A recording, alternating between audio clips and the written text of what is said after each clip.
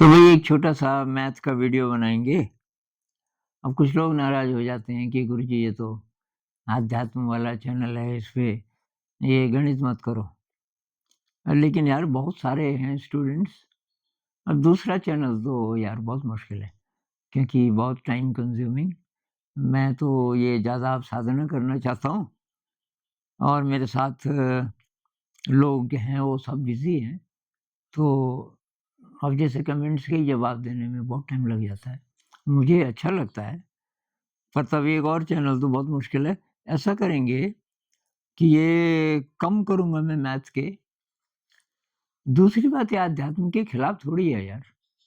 मेरे लिए तो ये भी अध्यात्म है, क्योंकि मैं कोई नई प्रॉब्लम जब सोचता हूँ इसमें और क्या हो सकता है, तो मेरा दिमाग उस समय एकदम खाली हो जाता है, एकदम शांत। क्योंकि कुछ तुरंत नहीं आएगा ना उत्तर, नई चीज़ आप सोच रहे हो। तो अगर आप भी हो सकता है थोड़ा-थोड़ा दिमाग लगाएँ तो आपको मज़ा आने लगे। जैसे हमारे टीचर्स के साथ हुआ, नए-नए टीचर्स आते हैं, गणित से बहुत डरते हैं। 3 महीने बाद जब हम ये प्रैक्टिकली कई चीज़ें कर चुके होते हैं, उनका सबसे पसंदीदा विषय गणित हो जाता है। तो ख़ैर, आज एक छोटी-सी चीज़ करेंगे। अब जिसको पता है वो तो बोलेंगे ये कोई बड़ी बात नहीं है, ये तो हमको आता है। तो तभी आपके लिए नहीं है, पर जिन लोगों के लिए नई चीज़ है, तो उनके लिए। तो ये एक आयत है। आयत तो सब जानते हैं, रेक्टेंगल, लंबाई ज़्यादा, चौड़ाई ज़रा कम। इसमें से मैं ये जो सफ़ेद ट्रायंगल है, इसको निकाल दूँ, तो 2 ट्रायंगल्स बचेंगे जिनको मैंने रंग किया हुआ है। ये ऑरेंज है और ये ग्रीन है, ये बच जाएँगे दोनों। आपके लिए सवाल ये है कि इन दोनों का क्षेत्रफल मिलाकर इस सफ़ेद से बड़ा होगा कि छोटा होगा, कि इसी के बराबर होगा? तो आप पॉज़ कर दीजिए और थोड़ा-सा सोचिए।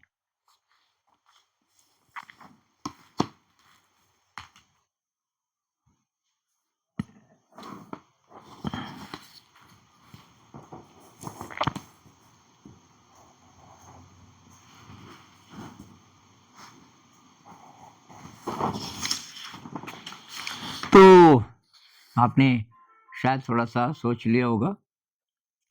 तो इसका नामकरण थोड़ा कर देते हैं। ये साइड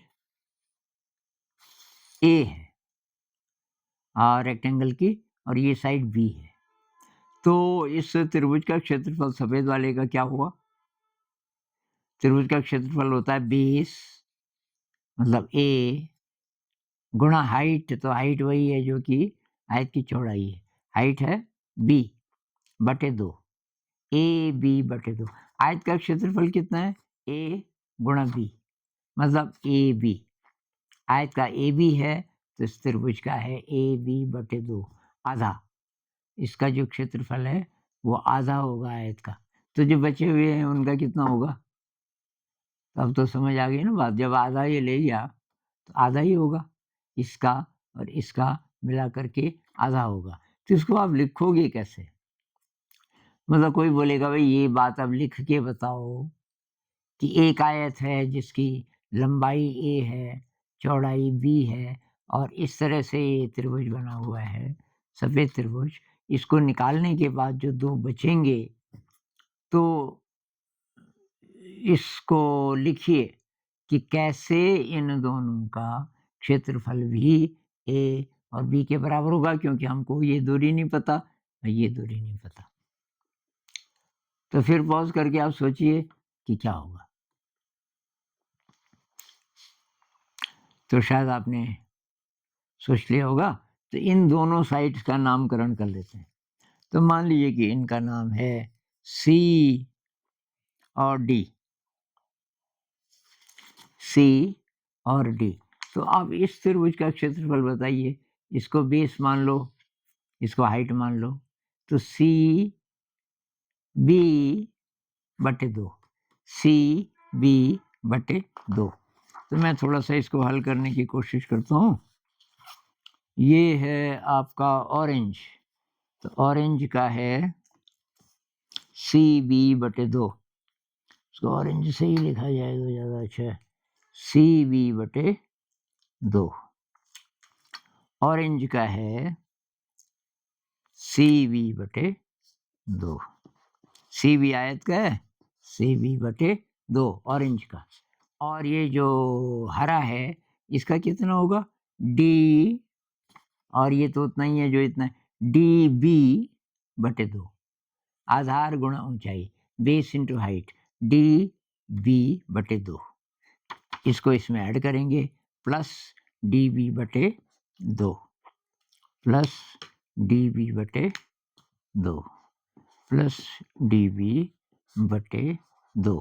अब क्या करेंगे साहब, इतना हो गया, दोनों रंगीन त्रिभुजों का क्षेत्रफल CB/2 प्लस DB/2, तो B/2 दोनों जगह है, इसको कॉमन ले लेंगे, B/2 को कॉमन ले लेंगे, तो B/2 को कॉमन ले लेंगे, अंदर क्या बचेगा, B/2 को कॉमन ले लिया तो अंदर बचा C प्लस, और ये B/2 तो बाहर ले लिया आपने, तो यहाँ क्या बचा, D बराबर B/2, इसका मतलब गुणा होता है, कोई निशान नहीं है, तो गुणा, अब C प्लस D क्या है, तो C प्लस D जो है, C यहाँ तक है, D यहाँ तक है, C प्लस D मतलब उतना ही जितना कि ये है, और ये कितना था, A, तो C प्लस D बराबर A, तो प्लस प्लस नहीं, ये मल्टीप्लाई है, मल्टीप्लाई करके ये आया आपका क्या, A, समझ आया ना, C प्लस D बराबर है A, तो हमारा जो C प्लस D आया उसको A लिख सकते हैं, तो बराबर BA/2 लिखो, चाहे AB/2 लिखो, AB/2 लिखो, तो ये AB/2 आ गया, इन दोनों का क्षेत्रफल, और ये अकेला सफ़ेद वाले का भी वही था, A, और ये B/2, ये A गुणा B/2, दोनों बराबर है। ये तो हुआ साहब मैथमेटिकली, लेकिन बच्चों को मज़ा तब आएगा जब आप कुछ और भी इसमें करेंगे। सोचो और क्या कर सकते हैं, सोचो और क्या कर सकते हैं, आपके पास सर कैंची है, और क्या कर सकते हैं। एक और तरीका अब है कि कैसे प्रूव करें कि ये दोनों रंगीन मिला के इसके बराबर हैं, तो हम इनको काट सकते हैं, यहाँ से और यहाँ से, तो ये मैंने काट के रखा हुआ है, एक एग्जैक्टली वही है, तो मैंने ये काट दिया था कि थोड़ा सा गलत ना कट जाए फिर वीडियो बनाते समय, तो ये है साहब, ये वही है, लेकिन मैंने इसको काट दिया, ये था ना ये, तो ये और ये वही है, इसको मैंने काट दिया, और हम ये बताना चाह रहे थे कि इन दोनों का जो क्षेत्रफल है वो उतना ही है जितना कि इसका। तो कैसे करें, एक तरीका ये है कि इस पर इसको फिट करने की कोशिश करते हैं, तो कैसा था ये था ऐसा, मैं ऐसे रख दूं इनको, तो देखते हैं क्या होता है, मैंने इन दोनों को ऐसे सटा के रख दिया, क्या ये इसके एग्जैक्टली बराबर हो गया, ये देखिए एग्जैक्टली इसके बराबर हो गया। इससे हमने एक और तरीके से प्रूव कर दिया कि जो बचा है वो इसके बराबर होगा। मेरे ख्याल से एक और भी तरीका हो सकता है, वो ये कि इस पे अगर हम लंब डालें और उसको काट दें, लंब डालें, अब लंब एग्जैक्टली सीधा पड़ेगा पता नहीं, पर मैं अंदाज से कर रहा हूँ, थोड़ा बहुत टेढ़ा होगा तो भाई आप समझ जाना कि वो मेरी गलती से हुआ। तो ये मैंने लंब डाला इस सफ़ेद वाले पे और इनको काट दूँ अगर मैं या नहीं भी काटूँ, इतने पे ये फिट हो जाएगा, ये देखो। हुआ? और इतने पे ये फिट हो जाएगा। इससे हमें क्या पता चला? इससे हमें पता चला कि ये जो रंगीन भाग बचा, इसका भी क्षेत्रफल एग्ज़ैक्टली इसी के बराबर है। तो बच्चों को अगर पहली बार ये सब वो देख रहे हैं, तो बहुत ज़्यादा मज़ा आता है।